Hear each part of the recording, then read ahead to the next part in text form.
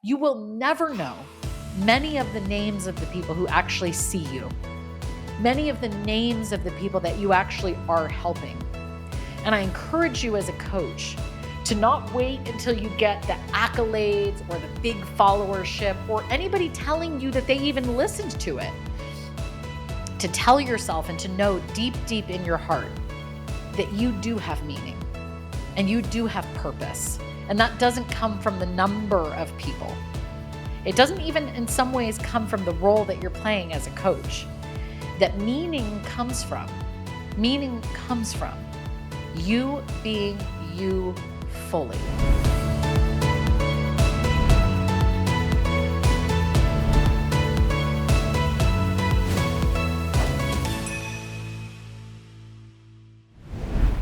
Welcome to the Abundant Coach. So today, what a great topic for today. A very, when I say sentimental, I mean it in the best way, like a why are we here type episode. Because today's topic is the secret to a meaningful life. How to use the skills you already have for impact. I'm going to start this episode like I do with these solo episodes with a quote. And the quote is, you know how every once in a while you do something and the little voice inside says, there, that's it. That's why you're here. And you get a warm glow in your heart because you know it's true. Do more of that. And that's a Jacob Nordby quote. You know, speaking of impact, speaking of a meaningful life, the skills you already have, I read that Jacob Nordby quote probably years before I met Mary Morrissey. And it caused me to wake up something inside myself.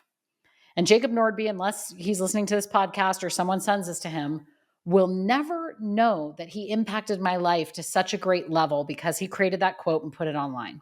And so this episode is about what causes someone to have a meaningful life.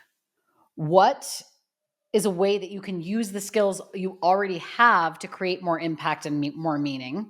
It's going to be both meaningful, to use that word, spiritual and strategic, as we always do. But I think it's so nice for us to really lean into this and really take a pause and think more about the meaning in our life. So this is reminding me of a Raymond Moody book. Raymond Moody studied near-death experiences. He was a psychiatrist, he was a philosopher, and he wrote the book Life After Life. I'm going to summarize, now this is not quote word for word, I'm going to summarize what I took from his work, and you do with it what you will, or you can study his work moving forward. First of all, nobody was really talking about life after death when Raymond Moody was on the scene. I mean, obviously, let me take that back. Life after death, yes, Jesus talked about it. Many people talked about it.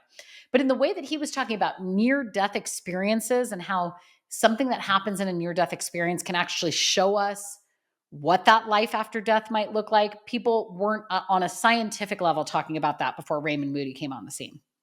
So Raymond Moody studies near-death experiences, and he notices a pattern that first and foremost, most people who have a near-death experience, whether they tried to commit suicide or they got in a car accident or they're just old or they're having a heart attack, those people who die and come back, most report having an experience of seeing themselves on the table or on the death scene, like they're out of their body and they're looking down at themselves.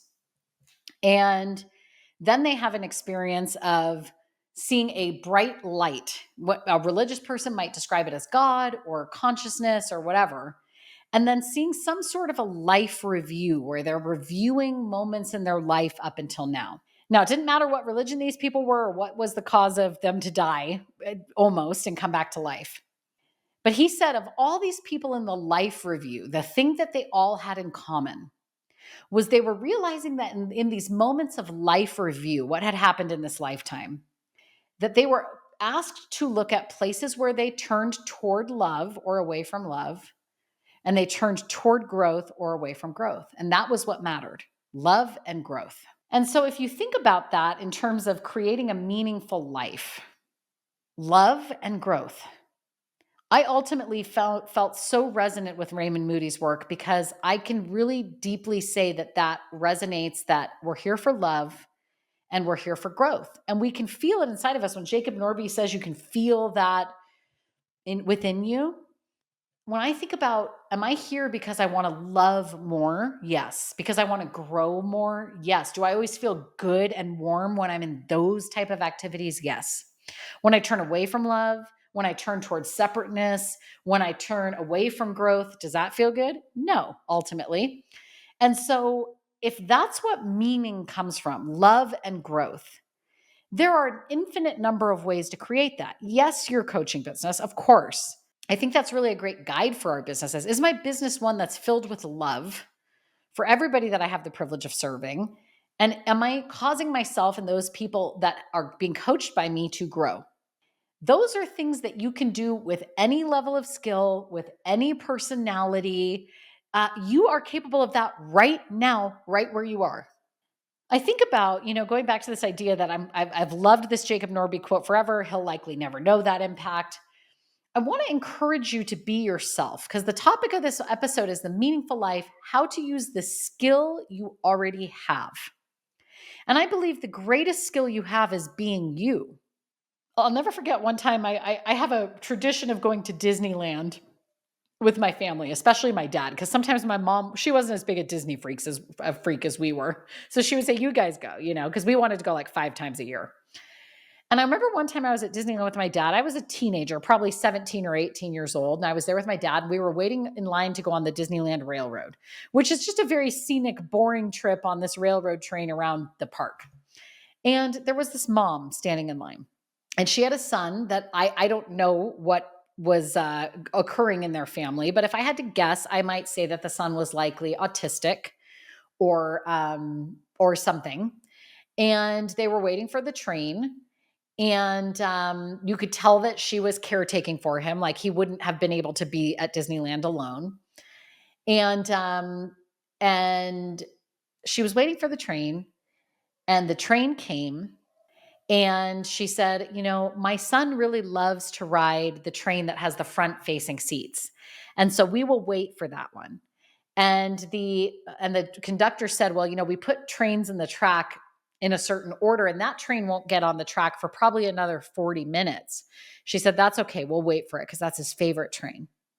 And the conductor said, well, great. When we get that train on the track, would your son like to, come see the conductor and sit up at the front? And the mom got teary-eyed and she said, oh my gosh, that would make our day. And it brings tears to my eyes every time I think of that story. Every time my dad and I talk about it, we both get teary-eyed. The reason we get teary-eyed is because we said to each other, that mom would have sat on that train, and her son was not a young man. If I would guess, he was probably in his 30s. That is a young man, but he wasn't like a child. That's what I'm saying. He wasn't like 7 or 8 years old. He was probably in his 30s. And she was willing to sit there. My dad and I said that woman would have sat there all day if it meant her son riding that train that he likes to ride. This was probably close to 20 years ago now.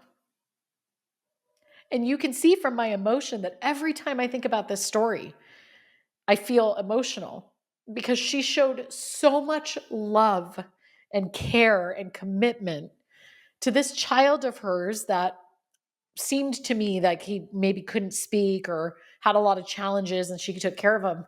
And she showed so much love and selflessness in this act of taking this kid to Disneyland. She'd probably been doing it for 30 years already and was going to sit there all day if that's what it took to get him on the train that he wanted to ride. I share this story with you today because she created so much meaning in her own life, I'm sure. But now in my life, a woman she's never met, will never meet. I don't know who she was. I saw her life for 10 minutes. And 20 years later, I'm still teary-eyed because I'm so impressed with the display of love that I had the privilege of witnessing. And even more special, I got to witness it with my dad. And I will never forget that. Meaning can come from simply being who you are. She will never know the meaning that she's had in my life. Maybe her son will never be able to verbally tell her the meaning that she's had in his life. But just by being her, she created meaning. that went far and is now going to go to the thousands of you that listen to this podcast, and we don't even know her name. And I share this to share with you, not to underestimate the meaning that you do have with who you are right now, even if you don't have 1,000 social media followers or there's crickets on your posts. You don't know, or 100 people come to your workshop and only a couple people enrolled in clients. You will never know many of the names of the people who actually see you, many of the names of the people that you actually are helping. And I encourage you as a coach to not wait until you get the accolades or the big followership or anybody telling you that they even listened to it, to tell yourself and to know deep, deep in your heart that you do have meaning and you do have purpose. And that doesn't come from the number of people. It doesn't even in some ways come from the role that you're playing as a coach. That meaning comes from you being you fully. There's a Rumi quote, and this is not a direct quote from Rumi. This is a translation. I'll say it that way. My recollection of the Rumi quote as passed down by Mary Morrissey from Rumi. So it's been iterated a couple times, but it's still the essence of it comes from Rumi. It's as if a king has sent you from a far and distant land to do one specific task.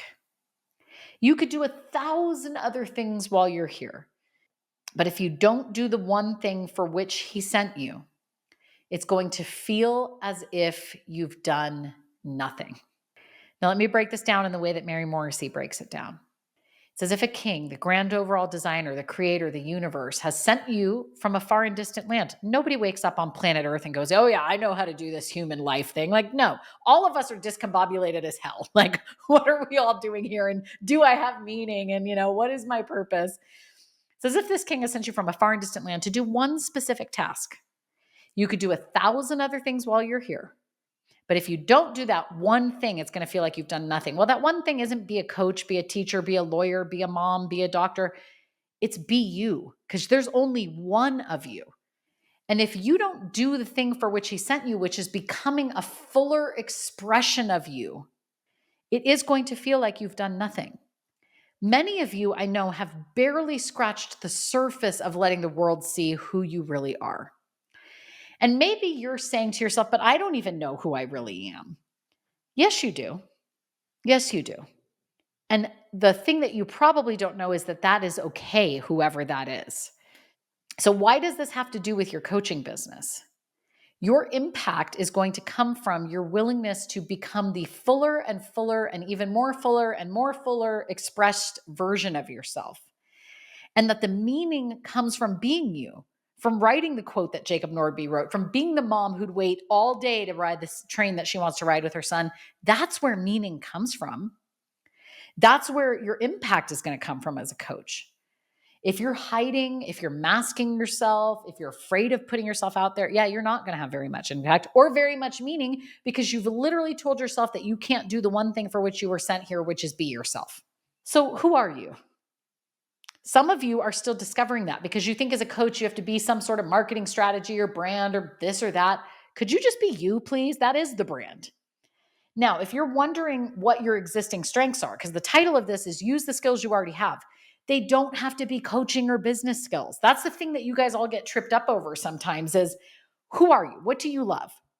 If you love cocktails, I love Lucy. Okay, I'm kind of talking about myself now, but cocktails, I love Lucy, and studying personal development, there's your brand. Like, use that skill. Okay, so you've got humor. You've got a little edge to you. You're going to go out, you're going to have a cocktail, and you love personal development. There's your brand. There's who you are. There's your skill. You're real, right? Or if you're the person who's like, I love analyzing things down to minute detail, you can use that skill in your coaching business. Okay, analyze everything down to such a detail that people have a step-by-step list of exactly what to do. And like I said, I don't care if it seems like a coaching skill or not. You've got something that it doesn't even have to be something you're good at. I think that trips us up. It's like, who are you? What do you like? What are you afraid of? What what floats your boat and what ticks you off. Because everything that you've learned to navigate all those things, to let yourself love all those things, those can be a part of what you help other people do. They can absolutely be a part of what you help other people do. I didn't know being a fourth grade teacher would help me be a great coach. But one thing I learned being a fourth grade teacher is that your lesson always has an objective, and that should be clear.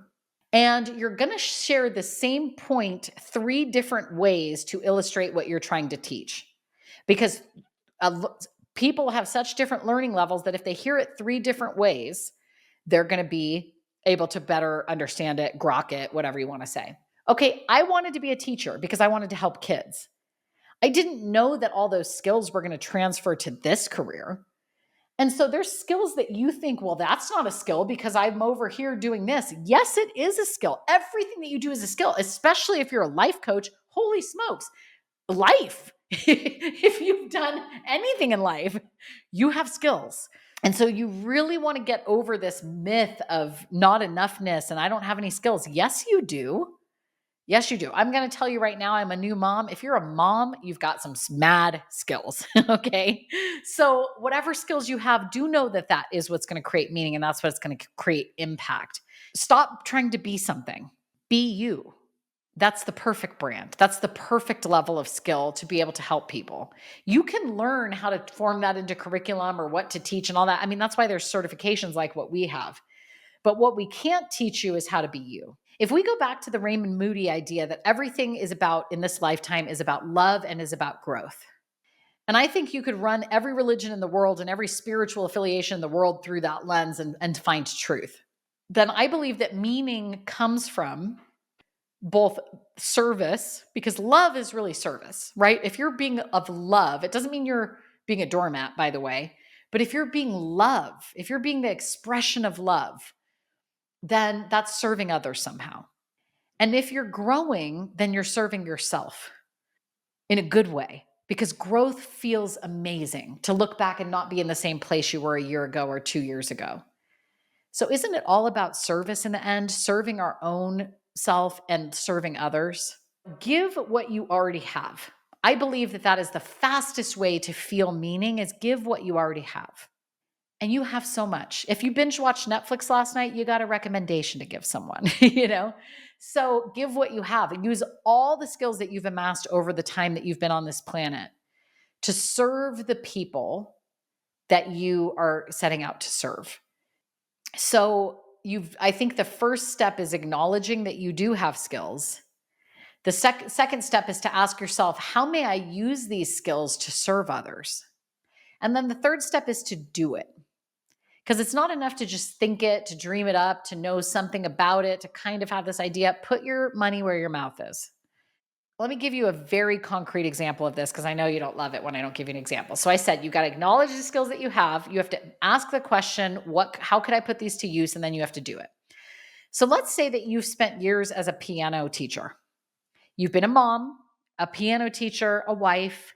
You've had some struggles. Maybe you're divorced. And you really want to coach, but you just are like, I don't have any skills. I mean, what the hell am I going to teach?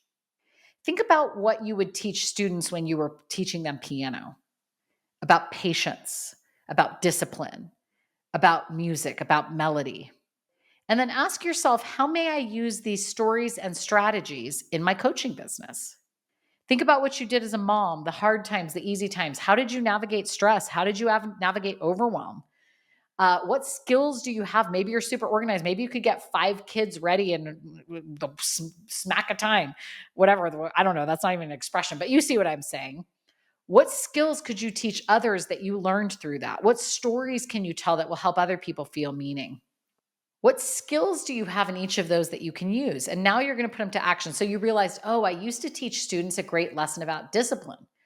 So no matter what my client has, I can use that. Now let's take a totally different track. Let's take the track that you were a plumber and you own a plumbing company and you want to be a coach. What did you learn about getting up and doing the do? What did you learn about customer service? What did you learn about working alongside people that you maybe didn't like? What business skills could you teach other aspiring business owners? What'd you learn about hard work? These skills, they're transferable. Yes, they are. So let me leave you back with the Jacob Nordby quote. Let's go back to that. You know, every once in a while when you do something and that little voice inside says, there, that's it. That's why you're here. And you get a warm glow in your heart because you know it's true. Do more of that. I love you all very much, and I'll see you in the next episode.